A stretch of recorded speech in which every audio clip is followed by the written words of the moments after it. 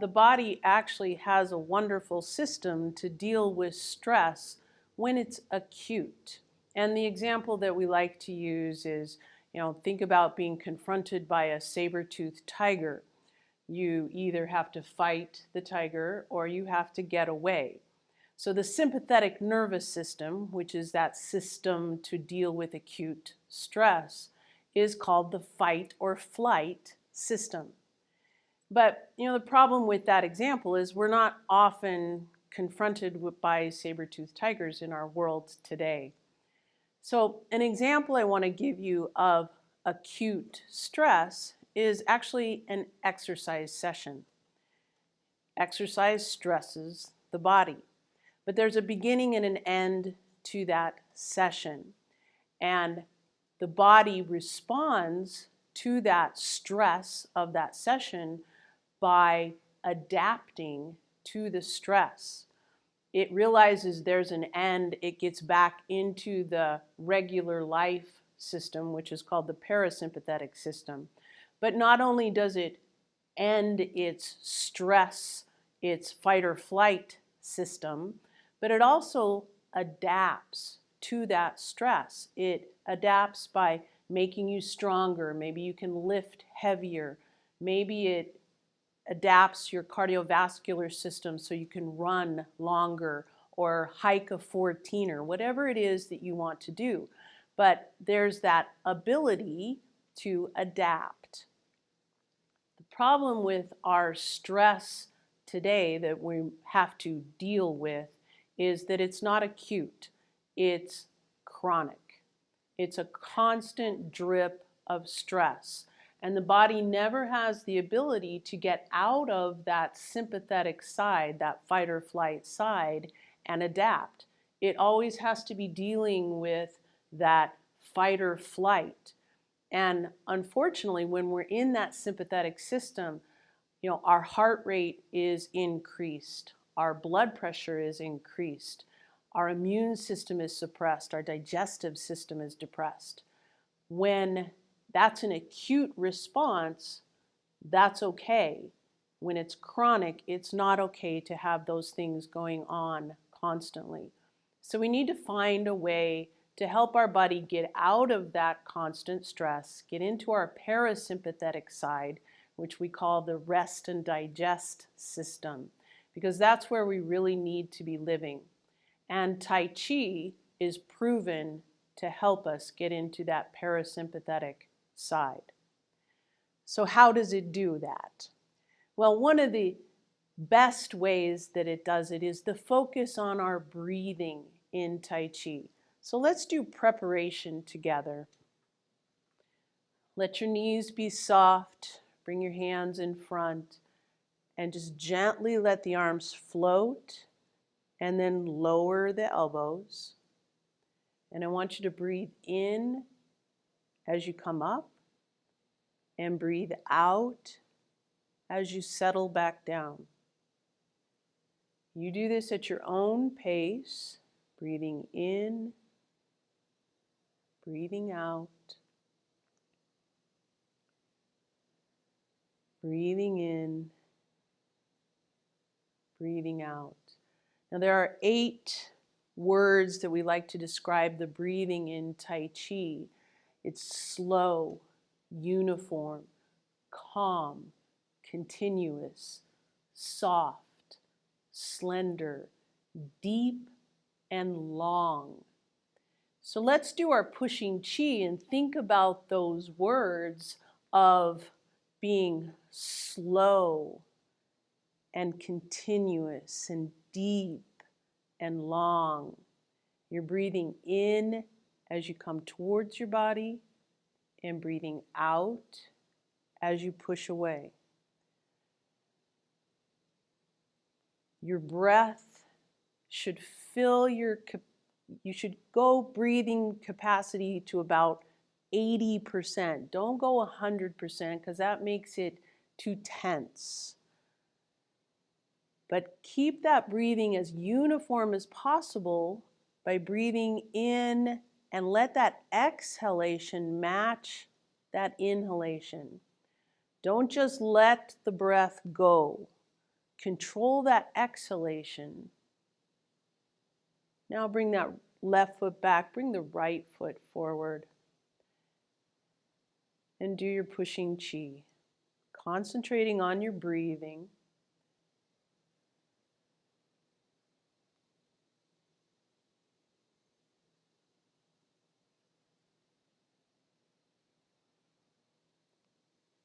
One more. And it's amazing how therapeutic just breathing is, and how it signals to your body that you can calm down.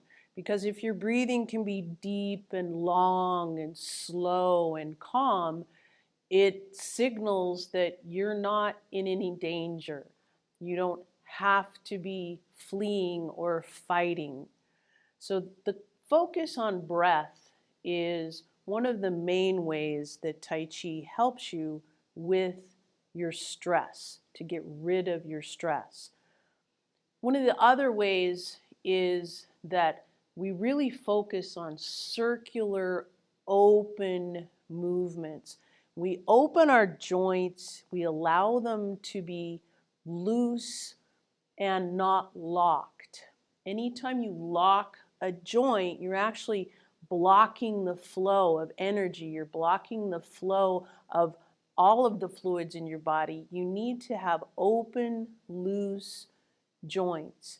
So we focus on that roundedness in Tai Chi. Let's do our wave hands like clouds, where obviously our elbows are not locked. Our knees are not locked, as we're not doing wave hands like clouds. In fact, do that with me and feel how not calm and not relaxing that is. That's not what we want to encourage our body to do. We want it to be open and loose. We want to use our rotation, use that underlying principle to help our body relax, help it stay open and loose. Allow that energy to flow. Now stepping to the right, doing your wave hands like clouds.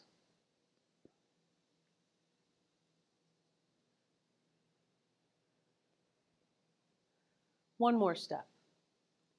Now holding the ball to the right, step out, part the wild horse's mane. Good. Then holding the ball to the left, step out, part the wild horse's mane. Now, that motion is very similar to your wave hands like clouds. If you think about the martial arts application of that, even in the martial arts application, we would not lock our joint to hit somebody like this. It's going to be a controlled using our rotation, and we're actually going to have an ideal roundedness where it's just far enough away from our body and not too close, not too far. There is an optimal strength in this roundedness. So let's do that part the wild horse's mane again. Holding that ball, step out, keep yourself rounded. Use your twist step and your rotation to allow your body to relax. One more step. So even with movements that feel not so round, like wave hands like clouds and part the wild horse's mane, think about brush knee. This feels a lot more linear, going straight into your opponent. But even with brush knee, we still keep our joints rounded. You don't do brush knee and lock your elbow like this. In fact, that breaks my columns, right? It makes me vulnerable to falling. Whereas if I keep myself nice and rounded, keep this elbow soft, this hand is soft, that is keeping my body open and relaxed which is helping my body deal with stress. It's also helping me approach my opponent in a stronger way. Let's combine the breathing with that open and rounded position. Thinking about part the wild horse's mane again. Take a nice deep breath in here. Breathing out as you release. Breathing in and breathing out. Breathing in, breathing out as you release into your opponent. Breathing in and breathing out. So if you think about how many times in your life do you really think about breathing deeply? Do you think about keeping your joints open and loose? We're not encouraged to do that in exercise. We're encouraged to go hard and fast and to really bear down and be intense. Whereas in Tai Chi, we're actually allowing our body to open up while it's exercising and breathing in a way that encourages stress relief, encourages our body to go into that parasympathetic side. So breathing and open and loose joints, gentle movement. It's also, Tai Chi is also good at stress relief because it is that continuous, slow movement. It's not a harsh, jagged, start and stop kind of movement. If you think about just water gently flowing, that's what you want with your Tai Chi, and that actually allows your body to go, ah, that's relaxing. So let's do our ward off sequence. Thinking about that continuous movement, taking a nice deep breath in, breathing out, and you're not stopping as you grasp the bird's tail. You roll right into your roll back, rotate and press, pushing chi, keeping those joints open and loose. Nothing is sharp, nothing is jagged, nothing is locked. And ward off. Grasp the bird's tail, roll back, rotate and press, pushing chi. So clearly this continuous, slow kind of movement is also very therapeutic for our body. But probably the number one reason that Tai Chi is so good at helping our body relax and get into the parasympathetic system is that all of these things are combined into what we call movement meditation. Tai Chi is meditative, especially if you're trying to apply all of the underlying principles into your movement. This helps your body, your brain focus on those underlying principles. It focuses on your body movement. It allows your brain to quit being the monkey brain, quit being thinking about all the different things that you have to do. It allows your brain to focus and be in the moment. So let's do that ward off sequence again. And this is a way for you to practice really enjoying the meditative effect of Tai Chi. What we're going to do is we're going to go through the principles and add them one at a time as we go through the ward off sequence. And those principles are things like columns, rotation, moving from the dantian, understanding your substantial and insubstantial weight shift, knowing where that ball of energy is at all times, being rooted and grounded, feeling that continuous flow, understanding the martial arts applications, and adding the breathing. So we won't do them in that exact order, but let's practice the ward-off sequence of putting those underlying principles on one at a time and layering them on. And let's see how that meditative effect occurs. So holding that ball, first I do want you to think about being rooted and grounded. Think about stepping out and keep yourself stable. Maybe lower your center of gravity. Roll back. Rotate and press. Pushing chi. Now keeping that rooted and grounded feeling, think about moving from your dantian, rotating from that dantian, letting your body relax by leading that movement, rotating through, gently moving. Now just bringing your weight to the left, bringing it back to the right, taking a nice deep breath in. Keep yourself rooted and grounded, letting the dantian lead. But now add the breathing. You're breathing in as you roll back,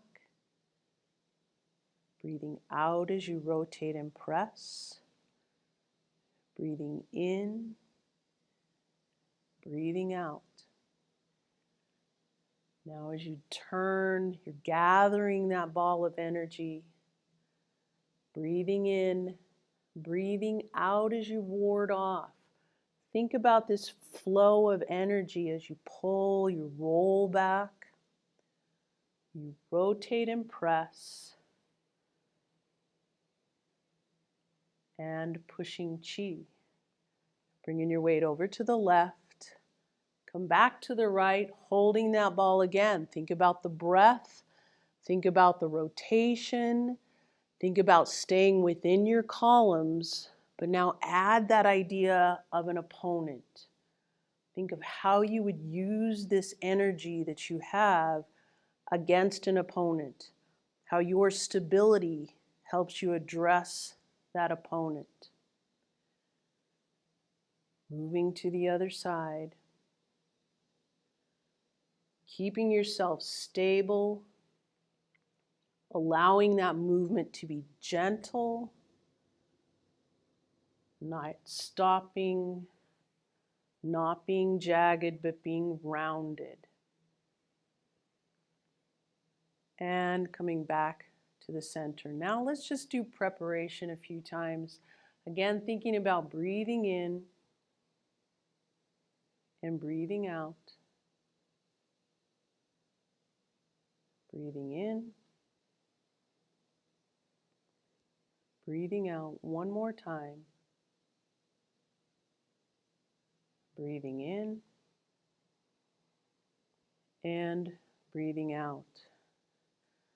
So you can practice your Tai Chi adding on those underlying principles, and you really get to experience that meditative effect. Choose the ward-off sequence, or perhaps you can choose part the wild horse's mane, just one of the movements. But if you concentrate on really thinking about and applying those underlying principles, you will learn to focus, and your body naturally starts to relax because it's in the moment. It doesn't have to worry about what's going on the rest of your life.